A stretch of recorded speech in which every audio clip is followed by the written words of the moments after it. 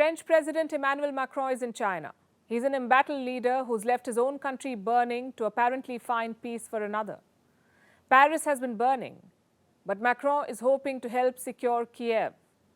Cities across France saw violent clashes in the past few days. Millions protested against the president's pension reform. So what is he doing in China? Perhaps looking for a win that he won't get at home. A win that may strengthen his claims to global leadership. And Beijing rolled out the red carpet for him. Xi Jinping gave Emmanuel Macron a ceremonial welcome. He hasn't come alone. Europe's top leader Ursula von der Leyen is also in China. But there's no grand reception for her.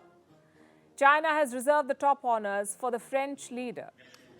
And he's returning the favor with statements like these. Macron says Europe should not decouple from China. Donc il ne faut pas de naïveté, c'est ce que notre Union européenne, je m'en félicite. We must not be naive. Our European Union, taking the step of European sovereignty that I defended 5 years ago, is establishing trade defense instruments that are necessary for our credibility. But the EU must also be voluntarily committed to continuing to have a trade relationship with China. Et donc il nous faut en quelque sorte De-risk and not decouple. That's the message from Emmanuel Macron. EU chief Ursula von der Leyen used the same words a few days ago. And yet the import was quite different. Von der Leyen seems deeply skeptical of China. How China meets international obligation regarding human rights will be another test for how and how much we can cooperate with China. Just as China has been ramping up its military posture, it has also ramped up its policies of disinformation and economic and trade coercion. That should explain why the red carpet was reserved for just Emmanuel Macron. Either von der Leyen wants to play the bad cop, or she has clear differences with the French leader. This visit was supposed to project European unity, and they're trying their best, at least in front of the cameras. The European leaders are sticking to the message. They're engaging with Xi Jinping together, but Beijing is paying more attention to Emmanuel Macron. Because after Angela Merkel, Macron has been seen as Europe's de facto leader, and perhaps China hopes that when the time comes, he will be able to sway Europe.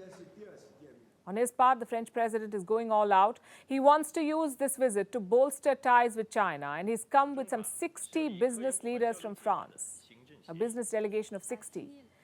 They're eyeing big-ticket deals. So business is very much on the agenda. And of course, they spoke about the war in Ukraine. The French president thinks that China can play a big role in ending hostilities. The war led by Russia in Ukraine has profoundly affected the international order that we have known since 1945. And this war, which I have repeatedly described as imperialist and colonial, has violated many of the principles of the United Nations Charter, which we, two permanent members of the Security Council, must resolutely defend. So China, precisely because of its close relationship with Russia, which has been reaffirmed in recent days, can play a major role. Reports say Macron has seen China's peace plan for Ukraine, and on some fronts he agrees with Beijing. Today he asked Xi Jinping to reason with Russia. The Chinese president has called for peace talks. I know you are attached to respect for the United Nations Charter, to strict compliance with the text applying to the nuclear field, and therefore to everything that allows peace and stability on the planet. And in this respect, the Russian aggression in Ukraine has struck a blow against this stability. It has put an end to decades of peace in Europe, and I know that I can count on you, under the two principles that I have just mentioned, to bring Russia to its senses and everyone to the negotiating table.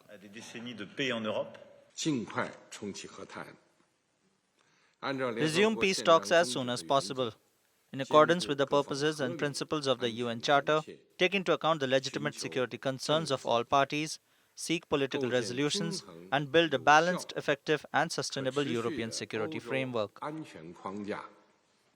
Connect the dots, and this is what you'll see.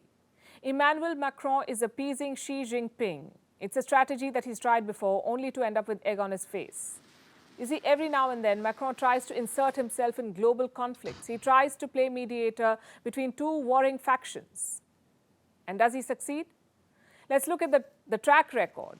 During the Trump years, Macron tried to save the Iran nuclear deal. It didn't work. In 2018, he went on a rescue mission to Washington. There were handshakes and chemistry, but there was no changing Trump's mind. He tore up the Iran nuclear pact.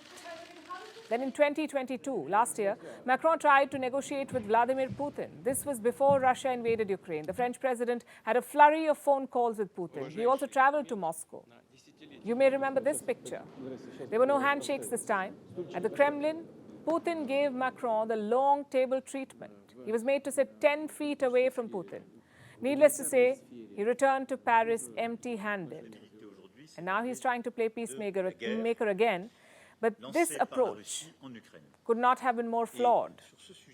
He's hoping to strike peace with a leader whose core policy is expansionism. This engagement is a double-edged sword, and Macron, who's on the back foot at home, may also end up losing support in the region. The only person it benefits is Xi Jinping.